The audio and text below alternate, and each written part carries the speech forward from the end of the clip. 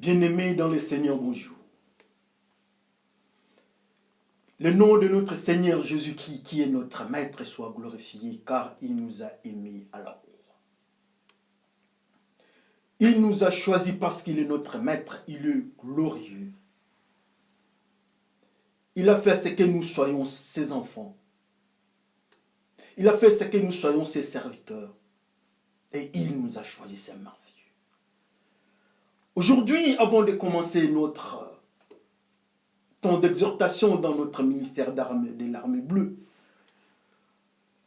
un ministère de 40 minutes, avant de commencer, tout nous laissons d'abord entre les mains du Seigneur. Alors prions le Seigneur. Le Dieu du ciel, nous élèvons ton nom parce que tu nous as aimés, tu nous as choisis. Laisse que c'est le temps que nous allons suivre, le temps que nous allons écouter, le temps que nous allons entendre ta parole soit un temps précieux sous le contrôle du Saint-Esprit. Saint-Esprit, viens nous parler. Car la Bible nous dit que le Saint-Esprit viendra nous enseigner toutes choses. Merci pour ce temps. Merci pour les frères et sœurs avec qui nous sommes ensemble. Par le nom de Jésus-Christ, nous te glorifions. Et nous disons Amen. Frères et sœurs dans le Seigneur, bonjour encore. Aujourd'hui, nous avons un message intitulé « Les bébés cultivateurs repoussés ». Alors, le bébé cultivateur repoussé, nous avons trois petits textes. Le premier texte, c'est dans Ézéchiel. Nous prenons nous tous, nous lisons dans le livre d'Ézéchiel. Ézéchiel 16, du premier chapitre. Pardon, Ézéchiel 16, du premier verset jusqu'au 5e. Lisons par le nom de notre Seigneur Jésus-Christ. Le Seigneur m'a adressé sa parole. Il m'a dit, toi l'homme, montre à Jérusalem les actions horribles qu'elle a commises. Tu lui diras, voici les paroles du Seigneur Dieu pour Jérusalem.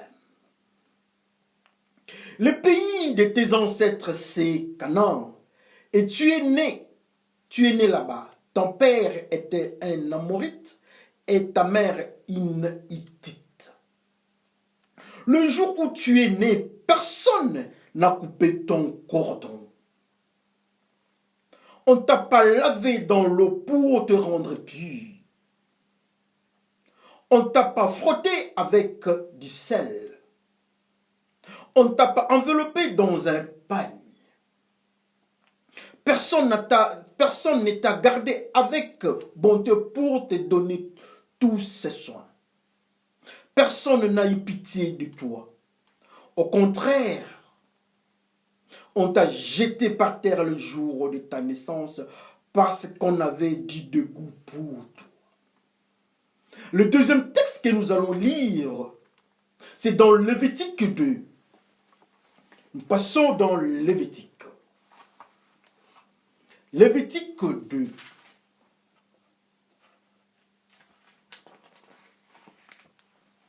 Au 13e chapitre. Vous mettrez du sel sur chaque offrande tirée de la terre.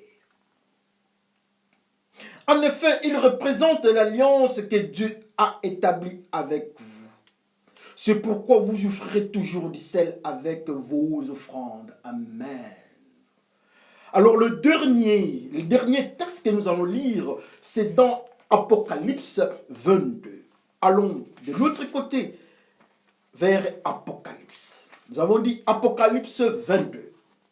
Qu'est-ce que le Seigneur nous parle? Au premier verset. Ensuite, l'ange me montre un fleuve d'eau qui donne la vie. Il brille comme du verre. Il sort du siège de Dieu et de l'agneau. Amen. Nous bénissons l'Éternel notre Dieu de la manière dont il nous a parlé. Trois petits textes. Le premier texte que nous avons lu, c'est dans Ézéchiel. C'est l'Éternel qui parle à son peuple. Mais d'une manière un peu compliquée. L'Éternel parle à Jérusalem, l'Éternel parle à son peuple. L'Éternel parle à l'épouse, l'Éternel parle au bien-aimé. Mais l'image que l'Éternel est en train de nous présenter, il parle comme il parlait à un bébé. Jérusalem, un bébé intéressant. Alléluia. Comme nous avons intitulé notre message, un bébé, les bébés.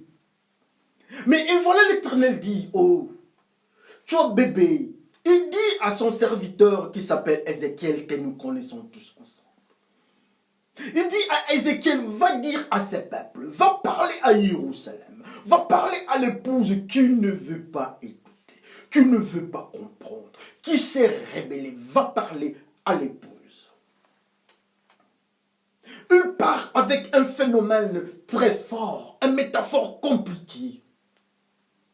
Il dit, Jérusalem, toi un bébé, quand tu es né, on ne t'a pas lavé. Il n'y avait pas d'eau pour qu'on te lave et que tu sois pur. Personne ne t'avait purifié. Même tu n'as jamais eu de contact avec les sels. Les sels. Il ajoutera encore, l'Éternel ajoutera, que même tu ne t'es pas couvert. Quand tu es né, tu ne t'es pas couvert. Le quatrième élément, l'Éternel ajoutera. Il dit, tu étais même abandonné par terre, tu étais abandonné. Dans une autre version, j'ai vu, on dit, tu étais par terre et tu étais condamné. Intéressant. Nous bénissons l'Éternel pour cela. Mais qu'est-ce qu'il veut nous dire avec ces métaphores, avec cette présentation imagée? Qu'est-ce qu'il veut nous dire? Nous sommes partis au deuxième texte. Le deuxième texte, c'est dans les livres des Lévitiques. L'Éternel dit aux enfants d'Israël, quand vous venez auprès de moi, avec vos offrandes de cultivateurs, c'est-à-dire les offrandes que vous venez, vous puisez de la terre, vous devez mettre les sels. Il ajoutera, pourquoi les sels? Parce que les sels est le signe de l'alliance. Intéressant. Alors le dernier texte que nous avons lu, c'est dans Apocalypse ou Révélation. Là où on nous dit, l'ange parle au serviteur de Dieu, on dit, l'homme de Dieu dit, l'ange me dit que l'eau que tu as vue,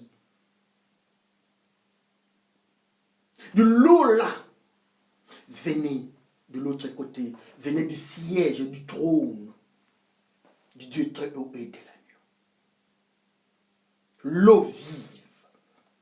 Alors quelque part, on ajoute encore, ça nous n'avons pas lu, on ajoute, cette eau-là, quand ça partait de l'autre côté, en contact avec l'eau de la mer, l'eau de la mer devenait pure.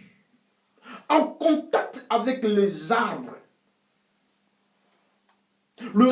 qui ne pouvaient pas donner de fruits, donner les fruits chaque mois. Cette eau-là, limpide, l'eau pure, l'eau vive qui venait du trône de l'agneau. 3 textes que nous avons. C'est très intéressant.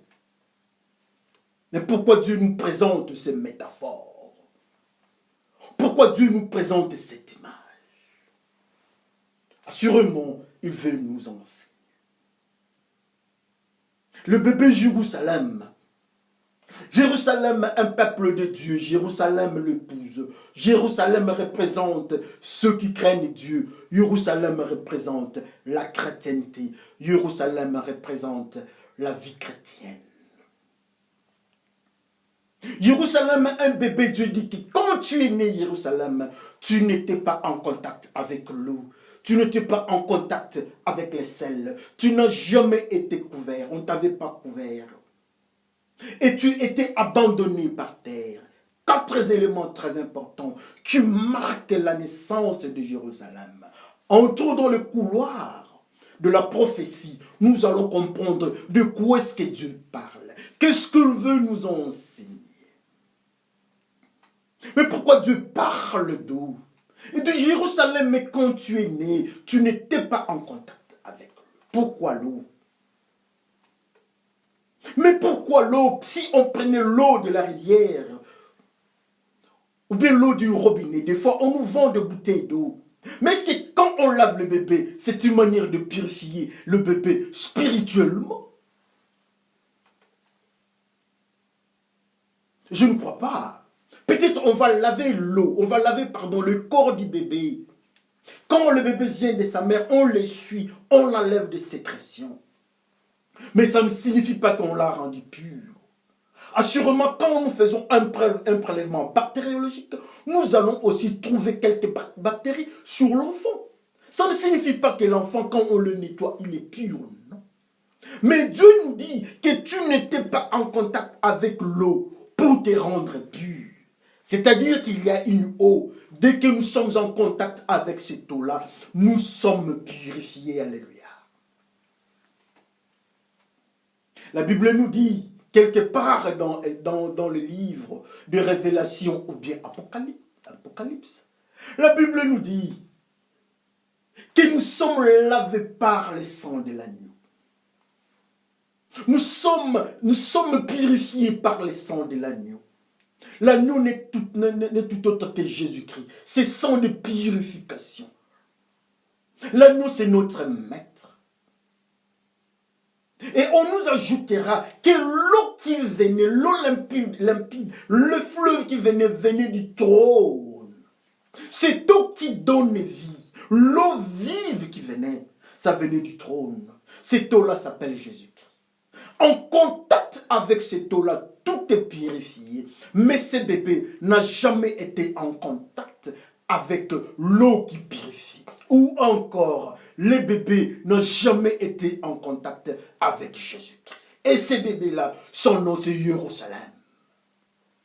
Ce bébé-là, ce nom, c'est les chrétiens, c'est la chrétienté, c'est notre communauté chrétienne. C'est notre vie chrétienne.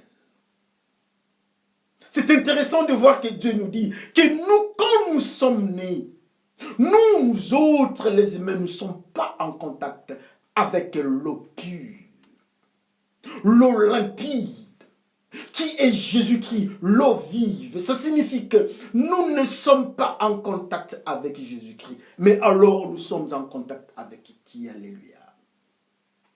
Jésus qui donne vie, nous ne sommes pas en contact avec lui. Ça signifie que nous ne sommes pas purs. Or, Dieu est 3 fois saint. Sans la sanctification, nul ne verra l'Éternel. Le bébé Jérusalem n'est pas purifié, il ne voit pas l'Éternel. Alors de l'autre côté, nous autres, est-ce que nous sommes purs pour voir l'Éternel? Le bébé Jérusalem n'est pas en contact avec l'eau vive, il est impur. Est-ce que nous sommes en contact avec l'eau de vie? Si nous ne sommes pas en contact avec l'eau de vie, assurément, Dieu va nous repousser. Parce que Dieu est 3 fois saint. Souvenez-vous de l'histoire des lépreux qui étaient repoussés, qui étaient mis à côté parce qu'ils étaient impurs. Souvenez-vous de Myriam qui était frappée. Elle avait la lèpre, elle était mise à côté. Il fallait que le peuple, les enfants d'Israël attendent pour un temps dans leur marche. Mais assurément nous autres aussi, si nous ne sommes pas purs, si nous ne sommes pas en contact avec l'eau qui purifie, donc d'une manière ou d'une autre, nous ne sommes pas différents de ces lépreux. Nous ne sommes pas différents de Myriam frappée par la lèpre. Et nous devons être mis à côté, à l'écart des enfants d'Israël. Mais qu'est-ce qui provoque ces phénomènes-là de nous mettre à l'écart? Ce sont les impuretés. Ce sont des bactéries qui tournent autour de nous. Ce sont des virus spirituels. Cet enfant, le bébé Jérusalem, c'est un bébé qui est impur. Dieu l'aime bien, me dit, mais écoutez, tu n'as jamais été en contact avec Jésus-Christ. Ça peut être notre cas. Ça peut être notre vie. Nous n'avons jamais été en contact avec Jésus-Christ. Le bébé est appelé Jérusalem. La ville de Dieu. La ville de paix et de justice. Le peuple de Dieu. Le bébé est appelé aussi chrétien parce que Jérusalem est le mystère qui tourne autour de la chrétienté. Voilà ces bébés-là, Dieu nous dit que tu es Jérusalem. Les humains disent que non, tu es le peuple de Dieu. Mais moi, je te dis que tu n'as jamais été pur. D'une manière ou d'une autre. Parmi nous, nous frères, entre nous les frères et sœurs, Dieu nous dit aussi que parmi nous, il y a de ceux qu'on appelle enfants de Dieu ou Jérusalem. On nous appelle chrétiens, mais nous n'avons jamais été en contact avec l'eau de vie qui doit nous purifier. Quel malheur! Alors, comme nous ne sommes pas en contact avec Jésus-Christ, nous avons des bactéries qui circulent sur notre corps. Et Dieu, quand il vient, il regarde, il fait une analyse bactériologique. Il trouve, quand il nous regarde ici, il nous trouve avec la pornographie. Il dit non, ça c'est une bactérie. Quand il nous regarde, il nous trouve avec la haine. Il dit que ça c'est une bactérie. Quand il tourne, il regarde l'avortement, le racisme, le détournement de fonds publics, la mauvaise gestion, la criminalité, l'enrichissement sans cause, le népotisme, le séparatisme, les intérêts. On veut tout avoir. Dieu constate tout cela. Le fausse doctrine, le faux témoignage. Le coup bas, les empoisonnements. Dieu regarde tout cela sur notre corps. Il dit que ça, c'est le bébé Jérusalem. Comme conséquence, Dieu nous repousse. Quand Dieu nous regarde entre d'avancer comme lui, il dit non, non, non, non, non, restez là-bas. Regarde, tu n'as jamais été en contact avec Jésus-Christ qui est mort à la croix pour vous. On t'appelle serviteur, on t'appelle enfant de Dieu, mais tu es un bébé impur, tu n'as jamais été pur. Souvenez-vous des Achan. Dieu dit tout ce qui est de Jéricho, il faut condamner ça, mais Achan a pris quelque chose. Et au-devant de Dieu, Dieu constate que tout est impur et il faut frapper. Nous ne sommes pas différents d'Achan peut-être. Qu'est-ce qui nous diffère d'Achan? Si Achan avait volé quelque chose, peut-être nous avons injurié et nous sommes devenus impurs. Alléluia. Si Achan peut-être avait volé l'argent, mais nous avons signé de faux documents et nous ne sommes pas différents d'Achan. Alors quand nous venons tous au devant de Dieu, Dieu dit, le bébé Achan est impur, et les bébés pasteurs, le bébé ancien, le bébé diacre, tous sont impurs. Quel malheur! Nous n'avons jamais été en contact avec cette eau qui s'appelle Jésus-Christ. Et nous avançons encore, nous allons très loin. Dieu nous dit, écoutez bébé Jérusalem. Jérusalem, tu es un pasteur. Jérusalem, tu es un diacre. Jérusalem, tu es un leader politique. Jérusalem, tu es un général de l'armée, inspecteur supérieur de la police Jérusalem, un administrateur Jérusalem, cardinal Jérusalem, apôtre. Jérusalem, quand tu es né, tu n'avais jamais eu un contact avec l'eau. Il ajoute encore, il dit, même quand tu es né, tu n'étais pas en contact avec les selles. Oh, les selles. Qui peut accepter à ce que son bébé soit en contact avec les selles? Même les médecins ne vont pas accepter parce qu'il y aura une réaction extemporanée, c'est-à-dire une réaction directe. L'enfant, la peau de l'enfant sera irritée. Alors Dieu parle de quoi? Quel type de sel?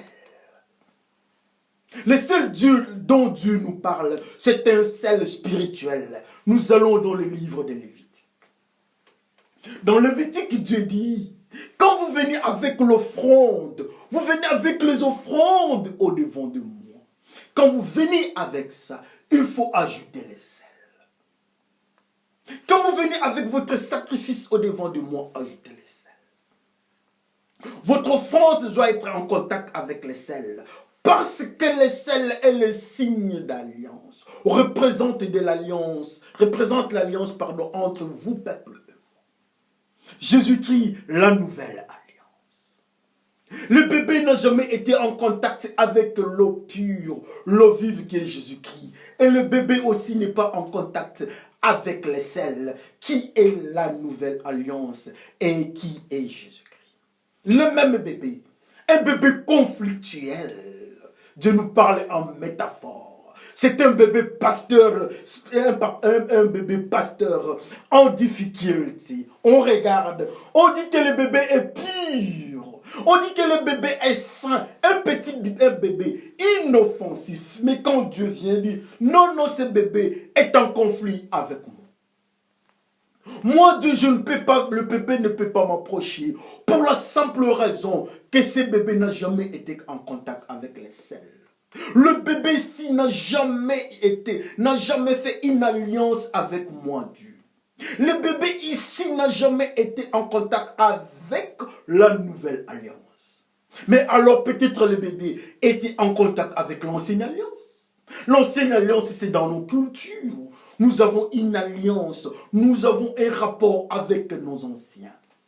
Nous avons un rapport avec nos ancêtres, une manière de vivre que nous nous sommes donnés. Mais quand Dieu dit, ce n'est pas ça l'alliance. L'alliance, c'est Jésus-Christ dans la pureté. L'alliance, c'est Jésus-Christ, la manière dont il nous parle. Il nous enseigne. Comment est-ce que nous devons vivre? La nouvelle alliance, l'adultère tombe. La nouvelle alliance, l'ancienne vie tombe, l'escroquerie tombe, le détournement des fonds publics et des salaires des serviteurs, des servants tombe. De faux documents tombent. La mauvaise gestion tombe, les empoisonnements, les critiques, les avortements. Bref, tout ce qui est péché tombe dans l'ancienne alliance. Et le bébé pasteur, le bébé ancien, le bébé chrétien, le bébé Jérusalem, il a maintenant une nouvelle alliance. Quand Dieu vient, il dit oui. Mais ce bébé n'est pas en contact avec les sels. C'est un bébé en conflit avec Dieu. Ce bébé-là, son nom, c'est le pasteur. Ce bébé-là, son nom, c'est l'ancien qui vit dans les péchés, qui est en dehors des péchés, en dehors de Jésus-Christ, qui a signé une alliance avec le monde. Mais Dieu nous dit, nous devons avoir une nouvelle alliance qui s'appelle Jésus-Christ. Mais alors la question est celle-ci, nous avons quel type d'alliance? Un bébé en difficulté, apparemment inoffensif, apparemment pur. Mais Dieu lui dit, oui, il est pur par rapport à vous autres. Mais au-devant de moi, Dieu, je trouve que les sels, ces bébés n'ont jamais été en contact avec les sels. Donc le bébé doit être condamné. Alors nous posons la question, nous autres, si le bébé-là est condamné, est-ce que nous autres, nous sommes sauvés? Avec quel type d'alliance? Les uns ont une alliance avec Mahomet. Les autres ont une alliance avec Bouddha, Krishna, Nouvel Âge. Nous savons tous que nous sommes en train de vivre comme satanisme. Ce sont des alliances que nous nous sommes faites. Mais quand nous venons au-devant de Dieu, Dieu dit, ce n'est pas ce type d'alliance-là que moi j'ai. D'autres encore partent plus loin. Ils ont signé une alliance dans la démonstration scientifique. Tout doit être démontré scientifiquement. C'est bien ça, c'est la science. Ça nous fait du bien. Nous avons des habits à cause de la science. Nous avons des appareils à cause de la science. Mais quand nous venons au-devant de Dieu, Dieu dit écoutez. Dieu nous dit écoutez. L'alliance dont je cherche, c'est l'alliance de purification. Et l'alliance de purification, c'est la nouvelle alliance. Naître de nouveau en Jésus-Christ. Est-ce que nous sommes nés de nouveau? Vous allez vous dire que vous êtes docteur. Vous allez vous dire que vous êtes maître. Et Jésus-Christ dit au docteur de la loi, Nicodème, il dit, Nicodème, même toi aussi tu ne sais pas. Nicodème dit, mais je ne sais pas, comment est-ce que quelqu'un peut sortir du ventre de sa mère, naître pour une deuxième fois? C'est lui le maître de l'alliance. C'est lui l'alliance qui nous dit, nous devons naître de nouveau. Nous devons être dans la nouvelle alliance. Mais le petit bébé n'a jamais été en contact avec l'alliance qui est Jésus-Christ. Et ce petit bébé-là, son nom, c'est Mouzo. Ce petit bébé-là, son nom, c'est le chanteur chrétien à l'église, dans l'avortement, dans le divorce avec leur femme. Le pasteur qui se sont remariés. Ça, c'est du mensonge, non? Les pasteurs qui déshabillent les femmes d'autrui. Nous savons ce qui se passe. C'est parce que ce sont des bébés qui n'ont jamais été en contact avec la nouvelle alliance. C'est très malheureux ce que nous sommes en train de vivre. C'est très malheureux ce bébé-là. C'est très malheureux le bébé pasteur qui n'a jamais été en contact avec les sels. C'est très malheureux le bébé pasteur, le bébé ancien, le bébé diacre, le bébé apôtre, bishop, cardinal, pape. Chrétien qui n'a jamais été en contact avec une nouvelle alliance. Et Dieu dit, ce bébé-là, c'est un bébé impur. Et on donne le nom, on a nommé ce bébé-là Jérusalem. Mais ce Jérusalem-là, au devant de Dieu, Dieu dit non, je ne te prends pas. C'est un bébé en conflit. Dieu regarde le bébé en question. Il dit, mais toi toujours Jérusalem, tu veux me faire voir que tu es mon peuple. Tu es un bébé en conflit. Même quand tu es né encore, tu étais abandonné, tu n'étais pas couvert. Un bébé qui n'a jamais été couvert, mais il a froid. La première réaction quand un bébé est né, on le couvre. Nous partons dans le Nouveau Testament. Le Seigneur est né. L'ange apparaît de l'autre côté. Il parle au berger. Il dit, allez de l'autre côté, vous allez voir. Entrez dans la bergerie, vous allez voir un bébé couvert. Avec une précision spirituelle, un bébé couvert. Il n'y avait pas de bébé, mais il n'y avait qu'un bébé. Mais pourquoi cette précision de dire le bébé couvert? Le bébé couvert de la gloire de Dieu. Adam et Ève dans le livre de Genèse. Quand ils n'étaient pas dans le péché, ils ne se voyaient pas nus. C'est ce que la Bible nous dit. Assurément, ils étaient couverts. Couverts par la gloire de Dieu. Couverts par le mystère de la pureté. Mais quand au moment où ils ont touché, ils ont accepté la parole du diable, ils ont touché au péché, la première réaction directe, ils se sont vus nus et la gloire de Dieu était partie. Adam et Ève dans le péché, la gloire de Dieu est partie. Adam et Ève dans le péché sont comme le petit bébé Jérusalem qui n'est pas couvert. Il n'y a pas de pagne qui les couvre. Il n'y a pas de linge qui les couvre. Je vais vous raconter une histoire. Un mystère que vous allez comprendre. Chaque fois quand Jésus-Christ se promenait, il annonçait la parole de Dieu. Il était couvert, il avait un manteau en lin, en couture unique. Mais le jour que Jésus-Christ, le moment où Jésus-Christ avait accepté de prendre nos péchés et mourir à la croix, la dimension prophétique pour le soldat romain était d'enlever ces manteaux-là de la gloire de Dieu. Ils ont enlevé les manteaux de la gloire de Dieu qui couvraient Jésus-Christ pour dire que Jésus-Christ a pris nos péchés. Il est couvert de nos péchés. Il est impur, il est sale. Il est rempli de la saleté de nos péchés. La saleté qui venait de nos péchés. Comme conséquence, la gloire de Dieu a quitté Jésus-Christ qui a pris nos péchés. La gloire de Dieu qui le couvrait a quitté Jésus-Christ. Et Jésus-Christ était sali par nos péchés. Jésus-Christ est sans gloire de Dieu. Et ses bébés aussi. Et comme Jésus-Christ avec nos péchés. Jésus-Christ est sans habit, Adam et Ève sans habit, et les bébés aussi sans habit. Alors toi, tu es habillé où? Les habits de Jésus-Christ sont partis parce qu'il a pris nos péchés. Adam et Ève, les habits sont partis parce qu'ils ont accepté la parole du serpent. Mais alors, toi, bébé pasteur, toi, bébé chrétien, toi, bébé prédicateur, tes habits sont partis. Pourquoi? Que chacun regarde sa vie. Je peux même aller très loin. Quand Noé a accepté de cultiver la terre là où Dieu avait maudit. Dieu avait maudit la terre, mais Noé est parti cultiver la terre. Comme conséquence, il s'est retrouvé nu. Que chacun regarde sa vie. Ah oui, c'est très malheureux. Les disciples de Jésus-Christ, on vient arrêter Jésus-Christ. Les disciples fuient Jésus-Christ. En fuyant, le soldat romain prenait sa robe. La Bible nous dit que les disciples est parti nus. Ils sont restés avec la robe des disciples en présence de Jésus-Christ.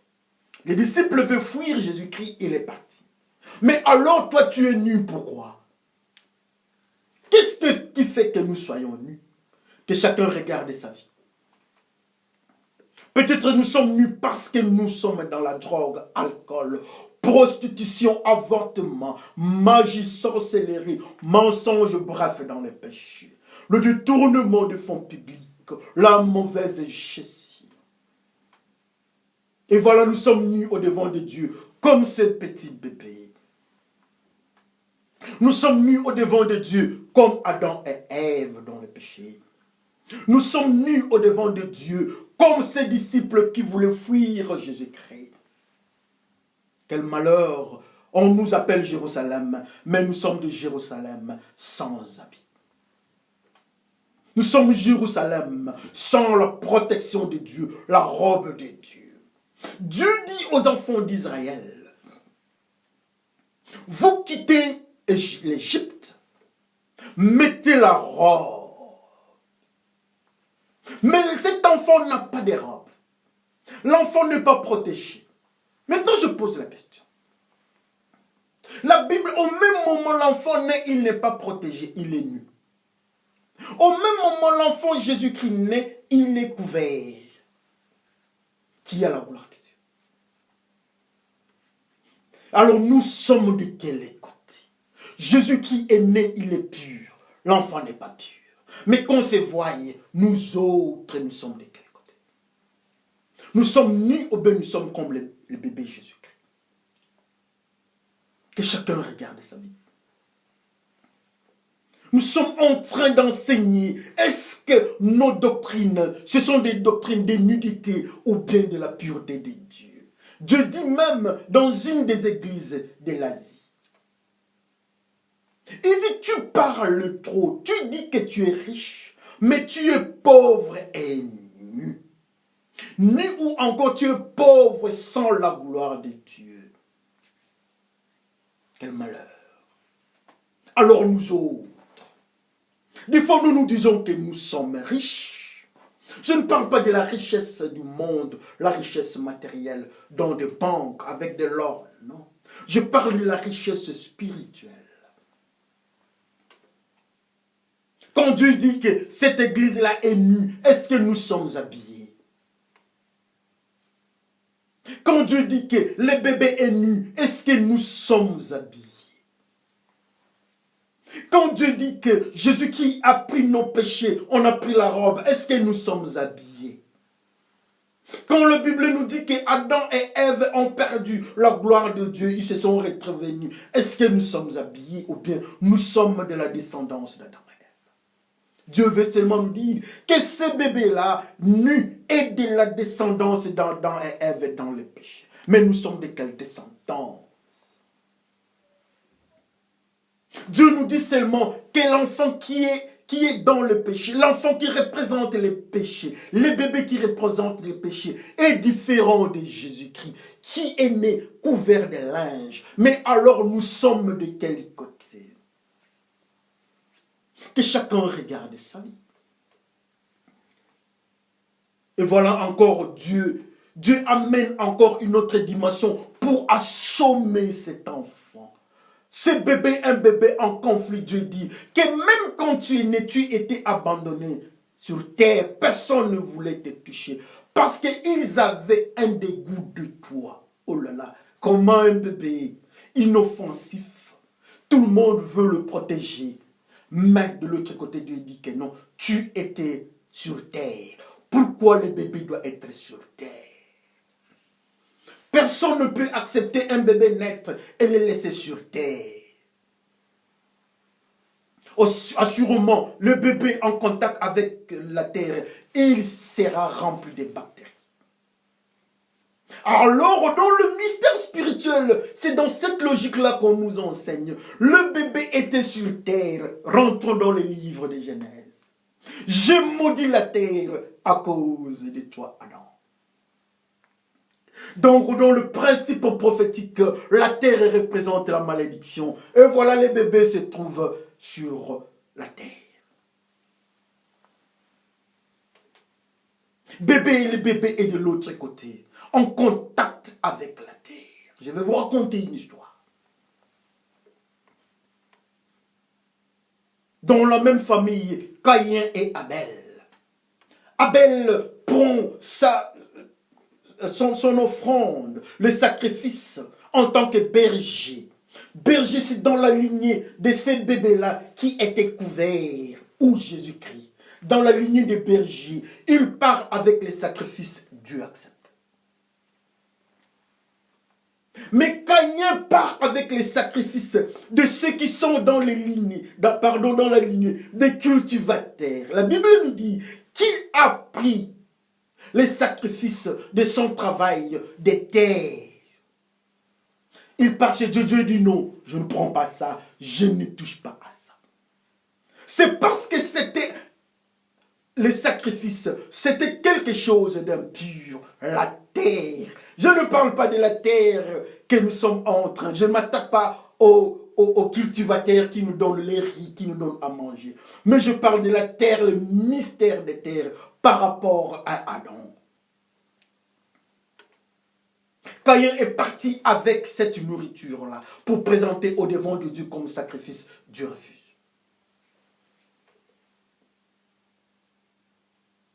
Pourquoi Dieu a refusé dans la même famille? Que chacun regarde sa vie. Nous avons quel type de sacrifice? Et l'enfant, on nous dit que l'enfant est parti encore en contact. Il touche à la terre comme Caïn. Caïn est un cultivateur. Le bébé aussi touche à la terre.